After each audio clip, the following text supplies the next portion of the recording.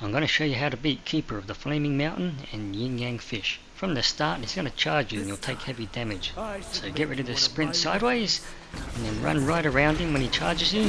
Lock on and use your best spirit on him. That does a lot of damage. He does take a lot of damage. Get some combos in, back away. I'm going to use now Spellbinder. So I'm going to cast Spellbinder right now. As you can see, I can't use any of my spells anymore, but it's quite effective in this fight. Now when he does take a certain amount of damage, he'll jump up in the air. And you'll see projectiles spread out and he'll summon these black and white enemies. The black ones are ranged attacks. And all I'm doing here is I'm going to run and then hold down the focus. Well, actually, you're better off holding down the focus first and then clicking in the run.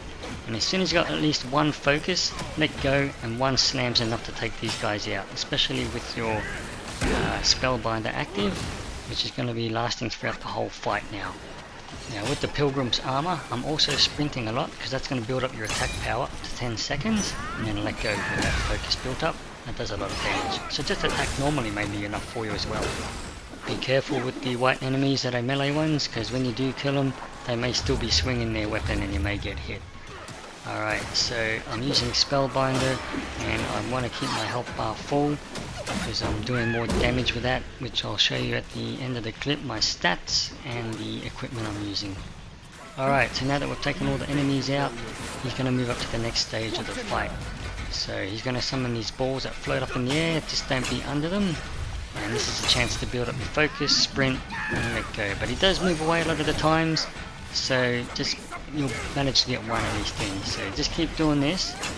And then as soon as you get one hit in, that should at least move on to the next phase.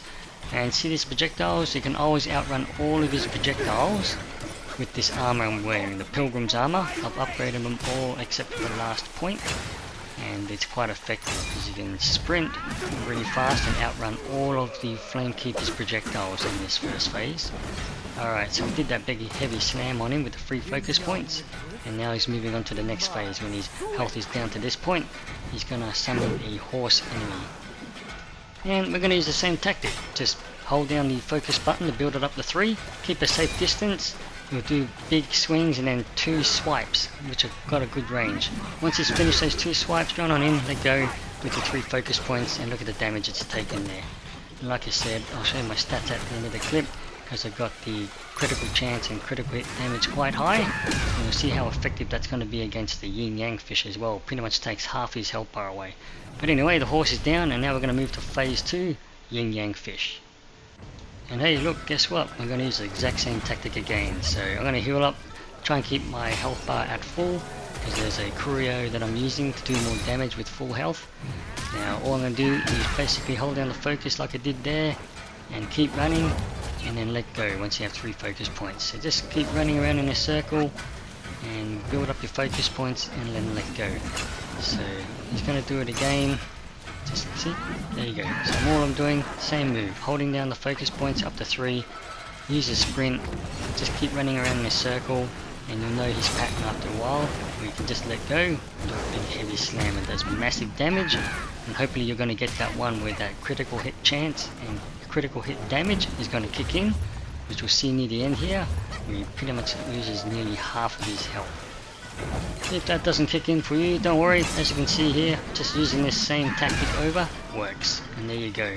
So that's all you're doing, you're just running around one big circle, wait for him to get close enough, let go with your 3 focus points, and that's it. So basically this Pilgrim Armor, which I've upgraded all the way except for the last points, does make you run really fast, and you can outrun all of the Flamekeeper in the first phase, all his projectiles if you kick in the sprint, by clicking in that left thumbstick to sprint. And also, of course, that's going to activate your weapon where it glows, and it increases your attack up to 10 seconds as well using this Pilgrim Armor. So that's why I'm using the run a lot as well. This move here is quite difficult to dodge if you had Cloud Step active, but with this build for this guide I don't, so I just had to bear the brunt of it. But I've got enough points in my stats to manage to take all that damage. And here we go, this is going to kill him, this one big hit. Bang. Alright, stick around for my stats. Alright, I'm currently level 82. I'm using this one here, with your health is full, you do more damage. Then I've got this one to increase your attack and critical hit chance. Now I'm using the Pilgrim Armor, which makes you run faster, and it increases your attack for up to 10 seconds while you're sprinting. So it's quite a good armor to have. It's a beginner's armor as well.